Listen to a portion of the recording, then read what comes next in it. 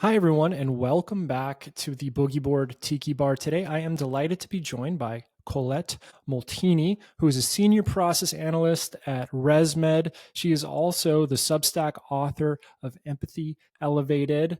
I believe she's in San Diego, California today. Colette, how's it going? It's going great, Kevin. How are you? Thanks for having me on. Oh, I'm glad to have you. I'm glad to have you. I'm always jealous of people when they live in San Diego because I think it's just like hard to beat. So, how's winter in San Diego treating you? Yes, it's really tough. It's under 60 degrees, Yeah, you got to pull out the light puffer jacket at some point. sweaters. I hear that. I throw on sweaters for the video calls. Realistically, I'm in like more bushy sweatshirts here in Austin, Texas. Makes sense. But thanks again so much for coming. We always start with the same opening question. If I was meeting a 10-year-old Colette, I would imagine she didn't know she wanted to be a senior process analyst. So what did you want to be when you grew up? Yeah, so 10-year-old Colette had a few different ideas, but one of the ones that was really prominent was actually being an architect. I always liked building things. I liked design and taking a bunch of random pieces and making it make sense. So perhaps that was a precursor to being an analyst, what I do today, putting all the Yeah, moving parts together. yeah, I think there's some foreshadowing there. So then what did you go to school for? I actually went to school for business management and I got a specialization in human resources, which Okay. I have not worked in human resources, but definitely getting that human element and also the focus on learning some of like the database, warehousing. That was really helpful. I went to college actually not too far from here. I went to San Diego State. Awesome. You're an Aztec. Yes, go Very Aztecs. familiar. Very familiar. Okay, so then it looks like via LinkedIn that you started your professional career at Geico. And so can you tell me how'd you end up at Geico? It's always weird, your first step into the professional world. I remember I was having to make a bunch of cold calls to people and I started questioning what the hell I was doing with my life. So where were you at that point? Yeah, Kevin, I remember when we first met too, you telling your story, which was, I mean, I didn't start in sales directly, but it was enthralling and I could really follow it. But my story, to your question, I did start at Geico and I started in like a leadership development program. I did actually spend some time in sales. Now, I wasn't cold calling, it was all inbound. I actually enjoyed it. For me, trying to break down, I think, the process. And I started to get more in tune with what we'll talk about later, I'm sure, with writing and empathizing with people and learning that aspect of human psychology. And I was through the program, I was getting towards the end of the rotation. It was time for the next step, and an analyst role came available. And my mentor at the time suggested, how about you look into it?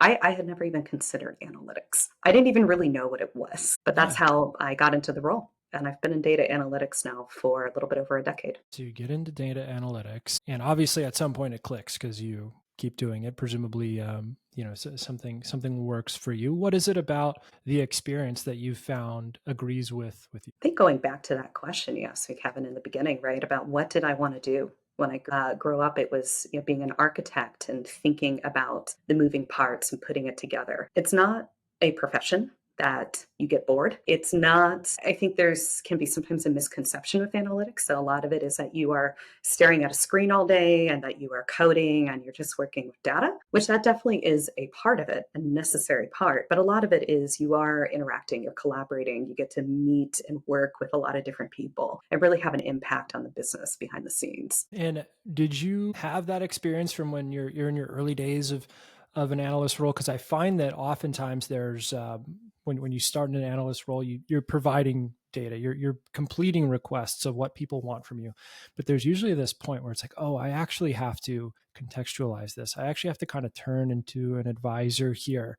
Was that a transition that you had to make? Yeah, absolutely. And I had to make that, I'd say about 2.5 years in was really when that transition started to click a little bit more, which I think is a pretty natural progression. Thinking about college and thinking about that progression early in your career, and you're trying to figure out what to do.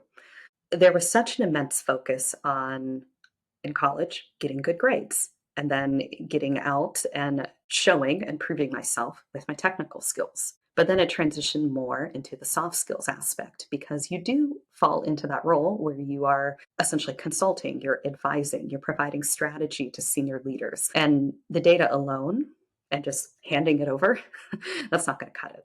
in the end as you progress. And you moved into sales focused analytics roles within sales operations and within revenue operations. I'm curious, salespeople and the arm of sales is known for their passion. You wrote a Substack, which I really enjoyed, which is called How to Calm Down Your Non-Technical Stakeholders in Under 5 Minutes. Presumably this is born from that experience of working with sales. With sales, but also, again, I mean, in my field, I work with so many different aspects of the business, cross functionally with finance, marketing, product development. I work with data architects. I work internally, even with IT, do work with sales pretty frequently and sales leadership. Yeah, and that's a big part of it. It's not just gathering requirements or gathering solutions. There is a bit of art and science about it, right? Where you do have to have your stakeholders have that two-way conversation, empathize, listen to them, and also read between the lines a little bit to get to where you both want to be. That makes sense. I think that's a good process for calming down your non-technical stakeholders, because if you don't have a plan, it can get hairy pretty quickly. So you're progressing through different analyst roles, moving up the chain quickly within the sales operations, within the revenue operations world. You get into, from what I can tell, kind of emotional psychology. I'm not sure if that's the right terminology for it. And you also begin writing. Can you tell me about that thread of your career and how you started pulling at it? Yeah, absolutely. And emotional psychology, that works. EQ, emotional intelligence. There's a few different words for it, but I think it's been a progression just over time, learning about myself.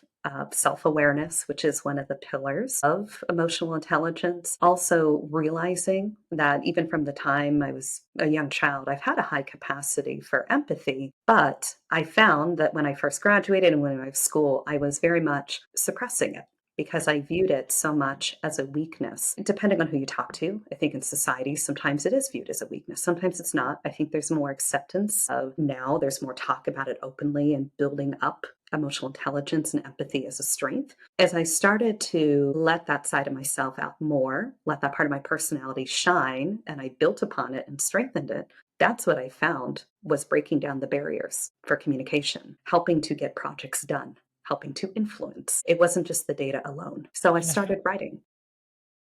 yeah, so that was going to be my next question. Is so then you start to do this intentionally, and it manifests into writing. Take me through that part of the journey. Yeah, I've casually written for a number of years. I have a journal, usually very old school handwriting, but I decided to bring it online. And I started to do that last spring. Now, I did start on a different platform other than Substack. I'm relatively new to Substack. I brought over some of my subscribers I already had. I found in the past couple months, though, there definitely is an audience for it. Honestly, it feels to me, this is a purpose to help others to learn. It is something I've had to learn. I've learned over time through reading and experience and being able to educate others and have some humor with it and have some fun.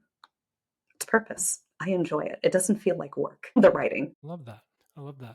You've talked a little bit about social awareness helping in the world of remote tech culture. Can you take us through your findings in that research? Yeah, absolutely. So, interesting thing about me, I was pretty much hybrid just before COVID hit. It was an arrangement I had because, well, all of my team, nobody lived here in the San Diego area. And it made sense for the hours I was working. So I've been in hybrid and remote culture for a while. And what I have found is, well, number one, being on camera is a positive. I know sometimes, depending on the environment you are in, leadership, whomever, the culture, they want you to be on camera, but I do actually try to be on camera as often as I can. And here's why. With awareness. This is actually something I read in one of my books recently on emotional intelligence that 80%, 90% of the emotional message that you present, so 90% of the emotional message that you are presenting is nonverbal, meaning just, how I'm looking up. Let's think about this for a moment, right? I'm sorry that happened. Sorry that happened. I'm sorry that happened. Right? Out of the three, which one, the nonverbal action, conveys more of the empathetic message, right, to your receiver? So being on camera in remote culture, that's the first thing. And just building those relationships. It can be a little bit more challenging when you're not seeing somebody in person every day. But building those relationships, taking that time to build rapport and getting to know your team on a human level, just beyond, within reason, don't be intrusive, but getting to know we're human, and getting to know each other is really to the benefit of everyone when you're working in a remote environment. I think sometimes people intrinsically believe some of the things that you're talking about here, but they're often undefined, or people find them to not necessarily be tangible. Have you read about that concept in any of your literature, or tried to make it more of a constructed topic in your day-to-day of your professional career? Yeah, absolutely. And I think that's actually one of the big challenges with the topic, right, of emotional intelligence and empathy for, I think, some of the more like data oriented folks like myself. I have been told before, uh, in a nice way, that I can be very black and white because I like to look at the data. I like to have something objective to look at. And thinking about these topics, it is a little bit more subjective how you do it. There's different levels.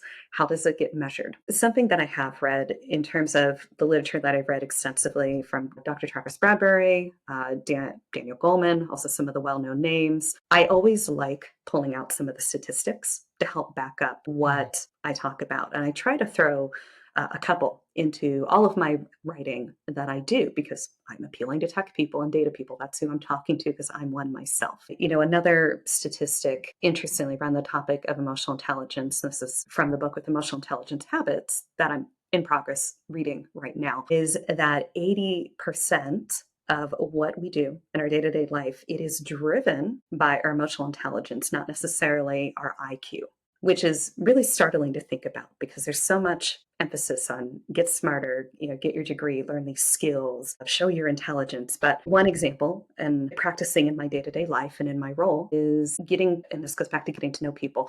I have 15-minute stand-ups with a lot of my team, peer to peer, even people that are not directly on my team, some people who are even higher than me and are not my direct manager. And it's part of that. That's emotionally driven, emotional intelligence driven.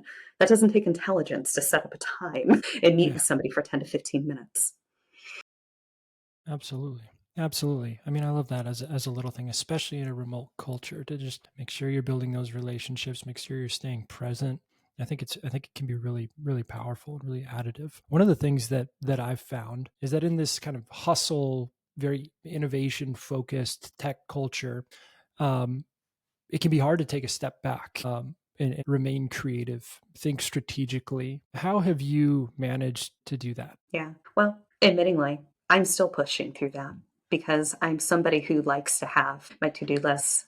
I do get enjoyment out of crossing off my to do lists. And the reality is, there's always going to be something to do tomorrow. One of the things that I try to do is I make time to think. I make time to be creative and to get into what's called the flow state, because that's when the creativity and the innovation will come. Now, there's two things that I do. I'm up very early. I wake up early. I'm naturally an early bird, so I'm usually up around 5:30 a.m. Pacific, and that's when I actually tend to do my best writing personally.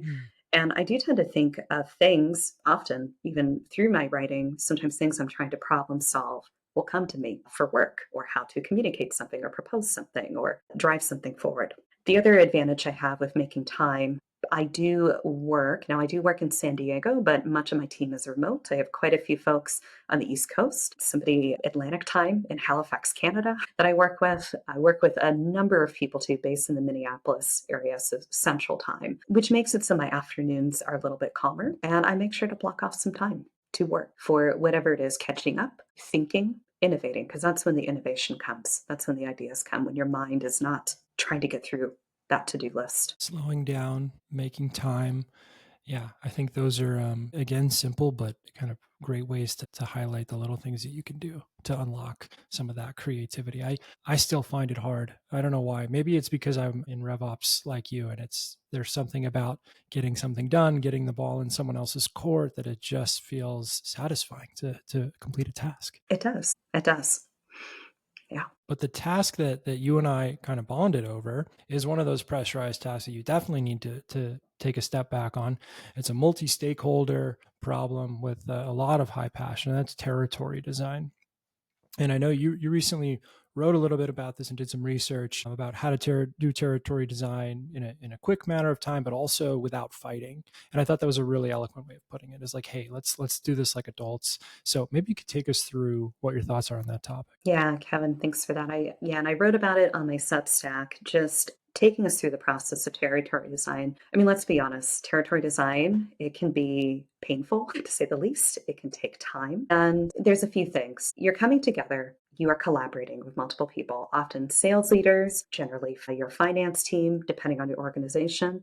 You might even be with marketing as well. A few things to know to go into this, and emotional intelligence really comes into play here, along with the data and the hard facts. Number one, knowing the pain points of your stakeholders, listening for them, asking questions, being curious, and getting that done early on. Something I did in the very successful territory design I did in just under 2 weeks, it was getting that all out in the open immediately and tracking down people. Now, given this was still in a mostly remote environment, one example, a senior leader who I was communicating with, he was in New Hampshire, so the East Coast, he was calling me. I was on another call and I took his call because I knew how critically important it was prioritizing this to get his input and get it in. The other thing is when you're listening to the concerns or the exceptions or anything about territory design and you're listening to the inputs, right? Sales leaders, sales team, time is of the essence. And you have to remember that. You might not get to perfect,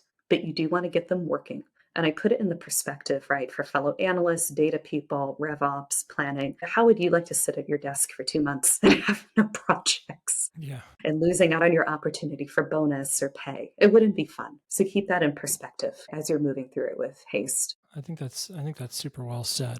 I'm curious, you've clearly done a lot of reading on the topic. Do you have a favorite piece of literature on EQ that has impacted you the most? Yeah, Emotional Intelligence 2.0. And this book, it came out a little bit over a decade ago, but I would say it actually started my journey on learning more about this. And it was actually from the same leader who he had recommended it to me. This is the same leader who prompted me to go apply to my first analyst role. So perhaps he was onto something. He recommended the book, and I just kind of poked around it at first. It went towards the back of a shelf, but I kept it nearby. And in the past few years, I picked it back up again, actually reread it twice. It's full of practical information you can just take and apply, regardless of your role. That's awesome. Now, obviously, they can read this book, but someone hears this story and they think, wow, Colette's career is pretty cool, right? Moving up through the ranks relatively quickly, exploring a bunch of different kind of analyst roles, different businesses in the world of revenue. You have your own kind of writing arm. You're doing a lot. And they say, okay, I want to emulate that. Where should they start? What advice would you give them? Yeah. Focus on what you can. Do not overwhelm yourself and do not expect it to be all at once. If you are working to whatever your passion is, if it is you're trying to work through your career, you're trying to build your side hobby. In my case, I enjoy my writing. You're trying to learn more about emotional intelligence, empathy, whatever it is, soft skills. Pace yourself and I think the expression, right? Trust the process. It's not going to happen all at once. You're going to make mistakes. You might not always get that promotion, but trust the process and start doing. Don't just sit and think, do. That. Colette, we're going to link to Empathy Elevated in the show notes. We'll also put your LinkedIn on there. I would love to collaborate again in the future. This has been a ton of fun. And thanks so much for joining us in the Tiki Bar. Yeah. Thanks for having me on. Look forward to connecting with whomever out there, and I'll see you soon. Absolutely. Talk soon.